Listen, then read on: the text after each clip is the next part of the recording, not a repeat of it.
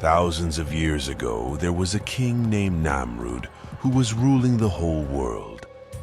He had built his extensive empire from south to north. After gaining more control and power, Nimrod became proud and had statues of himself created. He then said to his people, "I too am a god. Worship me also." One day, Nimrod experienced a vivid dream during the day. In the dream, a bright light came down from the sky, shining even more brightly than the sun and the moon. Another version of the story tells that he experienced a dream where a figure removed him from his throne and threw him to the ground. Feeling uneasy, Nimrod woke up sweaty and asked his trusted fortune tellers to explain these strange dreams. "There will come a new religion," they said, "and the man who brings that religion will destroy your throne." Nimrod thereupon asked his advisors and then ordered the killing of all newborn boys, resulting in the tragic death of around 100,000 babies. It was at that point that his mother was about to give birth to Abraham, who is known as Ibrahim in Islam. Before we continue with the story, let's take a moment to understand why he holds such significance for the Abrahamic religions. He is the ancestor of numerous significant prophets and is deeply respected within the major revealed religions, Judaism, Christianity, and Islam. All these religions think highly of him. For the Jews, he's like the perfect example of being good. He followed all the rules even before they were written down and was the first to realize there's only one true God. They see him as the ancestor of their special group and the first of the important messengers from God. In Christianity, he is seen as the father of all believers, Romans 4:11, and his trust in God and sacrifice is taken as a model for later saints, Hebrews 11. In the Qur'an, God is quoted as saying to Abraham, "I will make thee an imam to the nations." Imam means leader, model, pattern. Returning to the story, his mother asked his father, Azar, "Visit the temple and pray on my behalf.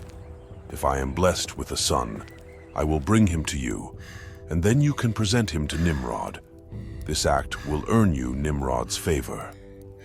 However, this was a trick. Shortly after Azar left, she gave birth to Abraham and secretly placed him in a cave. When Azar returned, she told him it was a stillbirth.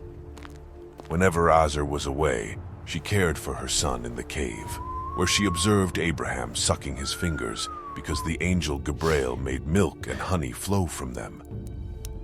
It's said that Abraham spent his early childhood in the cave and started spreading Allah's message of unity as soon as he emerged from it as a teenager. Over time, Nimrod's dream was forgotten, and Abraham left the cave. Azar finally learned that his son was alive. Then they started spending time, but Abraham realized his father's statue. When Azar explained they were God's statues, Abraham was surprised and rejected the idea. One night, Abraham didn't feel like sleeping, so he left his house and went to a mountain. In a cave, he gazed at the clear night sky, observing planets and stars worshipped by people on Earth, which made him deeply sad. He thought about what was beyond the moon, stars, and planets.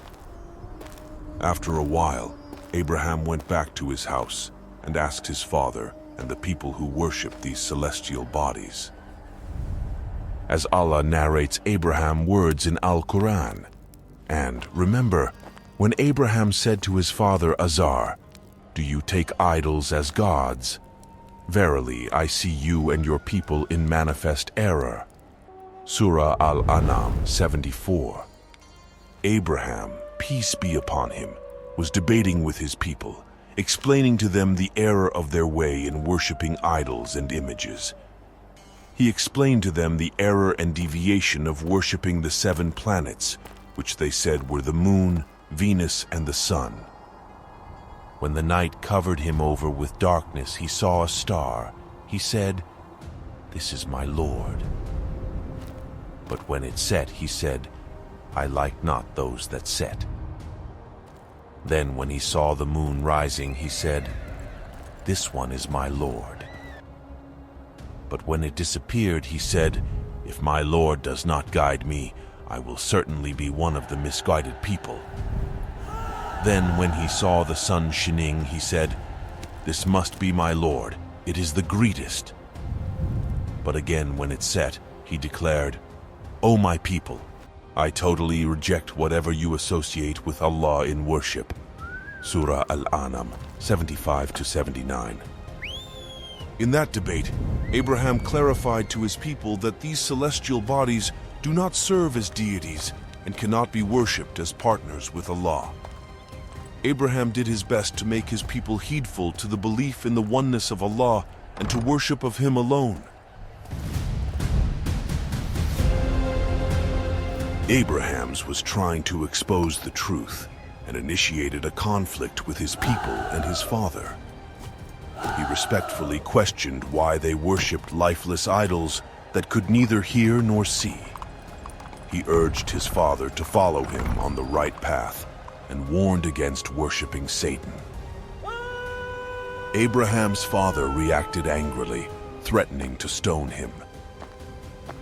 In response, Abraham, showing wisdom and respect, expressed his desire for peace and mentioned his intention to pray for forgiveness and distance himself from idol worship. Eventually, he left his father's house, guided by his faith in Allah. Abraham attempted to convince his people of Allah's beauty, power, wisdom, and oneness, but they remained committed to idol worship. Undeterred, he concealed his plan and waited for a big celebration that would empty the city, allowing him to approach the temple unnoticed. Abraham arrived at the temple when the streets leading to it were empty. With a sharp axe in hand, he entered the deserted temple and observed the statues made of stone and wood, as well as the food offerings laid before them. Addressing the statues, Abraham asked, "Will you not eat of the offering before you? What is the matter with you that you do not speak?" Surah As-Safat 37:92 and 93. Abraham raised the axe in his hand and began to destroy the false gods worshipped by the people. He destroyed all of them except the largest one, hanging the axe on its shoulder since this statue had destroyed the others. Abraham kept his promise to show his people that it's not wise to worship anything except Allah, and he did this by showing them practical evidence. When the people returned, they shocked to see their gods smashed to pieces, lying scattered all over the temple. They start to think who is the cause of all this. At last they knew and realized that this was the prophet Abraham who had invited them to worship God. As mentioned in Al-Qur'an, they said, "Who has done this to our gods? Indeed, he is of the wrongdoers." They said, "We heard a young man talking against them who is called Abraham." They said, "Then bring him before the eyes of the people that they may testify." They immediately asked for Abraham's presence, and when Abraham came to them, they asked him, "Are you the one who has done this to our gods, O Abraham?" Abraham responded with a smile, and then pointed to the greatest god hanging, on whose shoulder he hung the axe. Actually, the big statue might do it, then ask the idols if they can speak. They said, "Don't you know that they can't speak?" Abraham replied, "Why do you worship something that cannot speak? provide benefits or cause harm. Haven't you ever thought before your gods have been destroyed? These gods cannot even protect themselves from destruction. So how can they bring goodness to you? These gods are not able to avoid the destruction of themselves. Then how they can bring good to you? You do not want to think for a moment. The axe is on the shoulder of greatest God, but strangely he cannot tell what happened. He cannot speak, hear, move, see, benefit, and does not harm. He's just a stone. Then why people worship stones? Surah Al-Anbiya 59-67. Prophet Abraham was able to defeat them with logical arguments, but their arrogance prevented them from acknowledging their foolishness. Instead, they used their authority and acted like tyrants, keeping Abraham in chains and plotting their revenge.